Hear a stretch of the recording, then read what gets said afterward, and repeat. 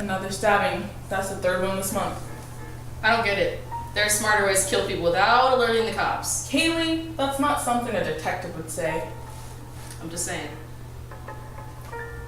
Has a murder weapon been found yet? No, we've searched the entire house, but we haven't found any weapon. Really? The entire house and no murder weapon? I suppose the invisible man stabbed him then? With an invisible knife? Let's comb through this house again. I suppose we can get papers to tear this whole place apart if we need to, but that's the last thing I want to do. Let's just start in this room.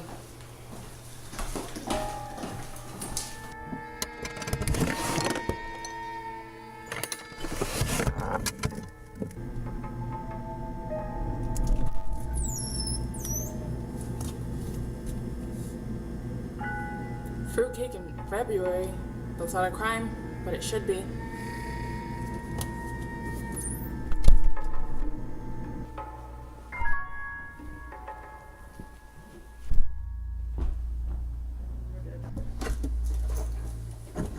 They checked the entire house. I found it. Oh, you found it?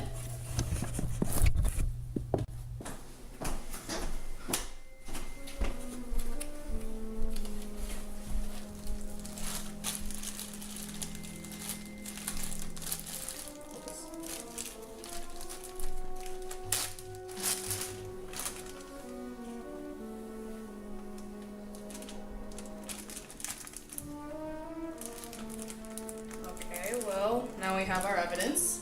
Hopefully this time we can catch this guy. Let's call it a night. Have the officer on scene file a report.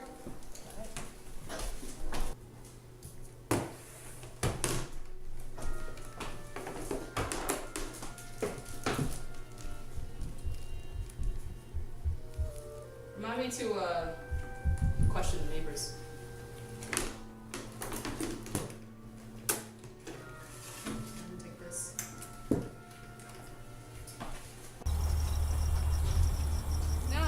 Got our evidence. We'll send it to Crystal, and hopefully she'll have a match for us.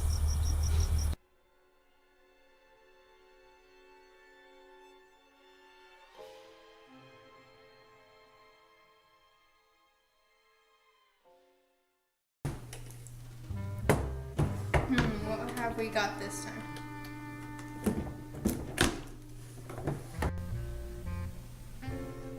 Not another one.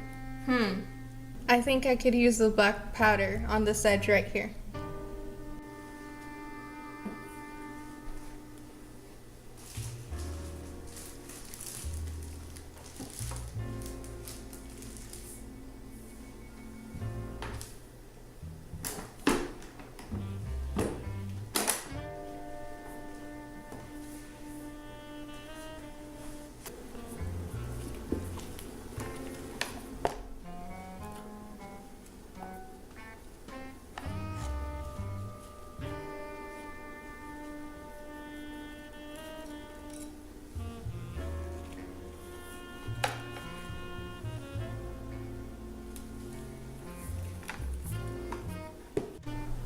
Excuse me, Helena, can you come here for a minute? Of course. Wow, is that a real piece of evidence? So cool! I knew taking this job as an examiner's trainee would be the coolest thing ever. Don't get too excited now. This is a murder weapon. It was used to take someone's life tonight. Ooh, how does it work exactly? What's the chemical process that causes the black powder to stick to the prints? Well, you see,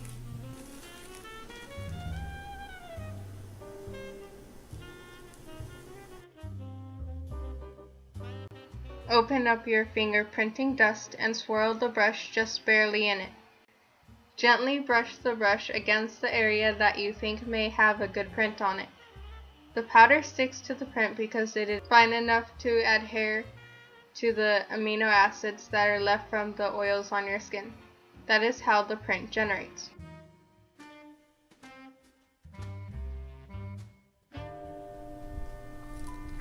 After the print appears, take a piece of tape and place it over the print gently. And We could take it and match it and go to the database. Come with me.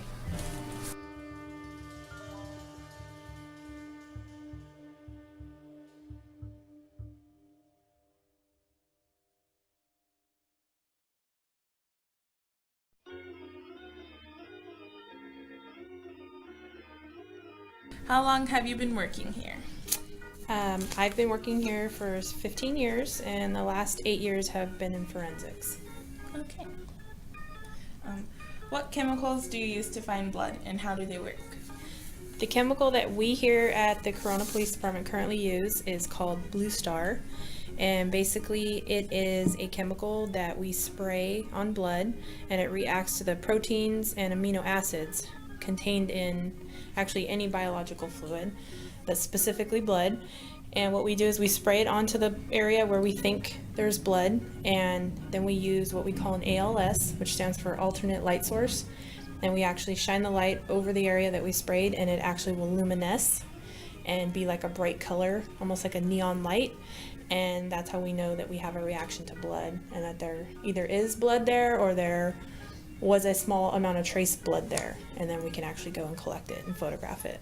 It's like crime shows. Exactly. Okay, so Crystal, you can ask your questions now, and I'll ask the rest of them. How are you able to figure out if there are multiple suspects? In like a fingerprint lift, or in what kind of, is that what you mean? Yeah.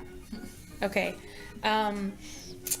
As you guys saw when we did an hydrin, you guys all touched the paper and you had multiple fingerprints. So once we figure out that the fingerprints are sufficient quality, we'll send them over to what we call Cal ID. And Cal ID is the California Identification System maintained by the Department of Justice. And it basically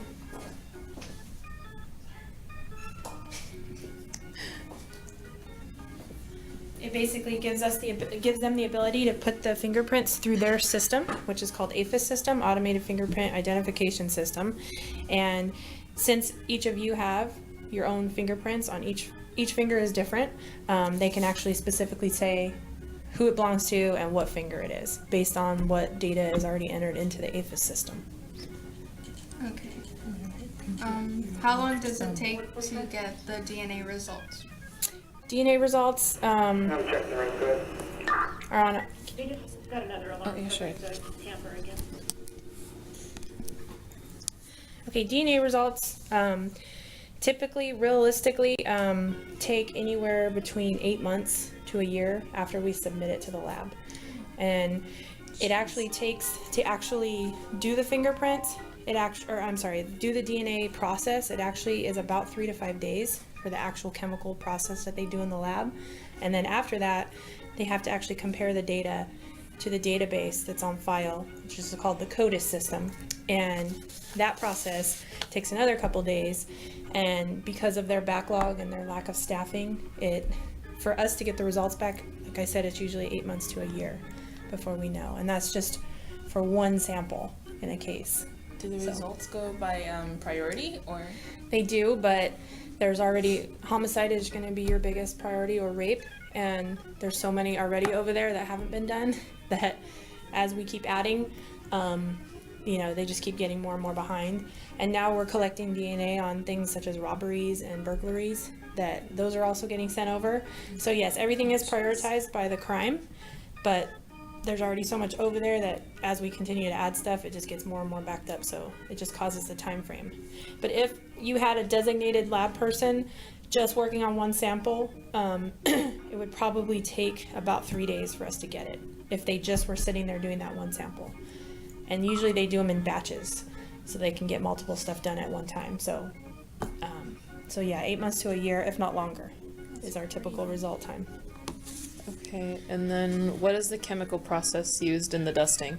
As you guys saw, the black fingerprint powder is what we use for normal, what we call dusting. It adheres to the oils in the skin, and basically we put a piece of tape over it and pull those oils up that the actual powder has attached to. So there's not technically a chemical process happening there. It's more the powder just attaching to the oils in your skin. So it's a little bit different than ninhydrin or super glue fuming. Okay, and then, oops. What evidence would be better, a fingerprint or a hair sample? A fingerprint's always going to be better just because the results that we get back are usually pretty quick. We can actually get fingerprints back, within an hour if they designate that. But realistically, again, just like the DNA, it's one of those backlog things. But even with, let's say we send over homicide fingerprints to CalID, usually within 10 days we're getting results back from them, unlike DNA, which could take a year. So fingerprints are always better. With hair, the reason that you would be collecting hair is for DNA purposes to match to somebody's DNA. And if the bulb of the hair is not attached to the actual hair, then it's really hard for them to get a specific profile that matches to somebody. So typically when, we all shed hair, you see your hair shed. Well, when it just falls out naturally like shedding, it doesn't have the bulb. So typically that kind of hair is maybe what we would see at a crime scene. So it's not specifically that helpful because it basically only gives you a partial profile of a person. Now with the bulb attached, let's say someone's hair gets pulled or yanked out, then you usually will see the bulb there, and then they can get more specific DNA with that. So unless someone's been in a fight or something like that at a crime scene, it's really hard for us to use the hair. And because DNAs take so long to get results, we would rather just, if we can find fingerprints there, that will help our case. We would rather go that route because the results are quicker and they're easier to collect. But if we did have hair, let's say at a homicide, we would absolutely collect it. But we would try all the other stuff first. And then if the hair was all that we had, then we would send it to the lab and see what they could tell us about that hair in particular. But we're always going to try to do fingerprints first just because we get the results back within a couple days or sometimes a couple weeks. And that's always better for our case, the quick results. And that's all the questions, I think, right? Yep. Yeah. That's all the questions we have for you today. Thank you for your time.